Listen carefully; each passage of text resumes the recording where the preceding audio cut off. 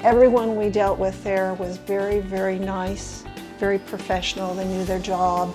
Wanted to do a herringbone, and this actually worked out better because less seams, and yet we got the pattern. So the light, I think that the light backsplash really helps with bouncing the color and keeping the room from getting dark.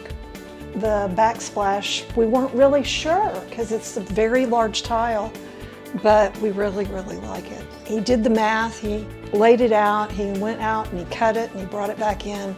And I mean, they're just really nice.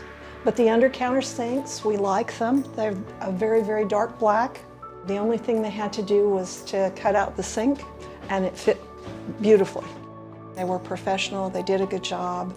They let us go and, you know, see how the layout would look so we could talk about what was important and on the slab and things like that.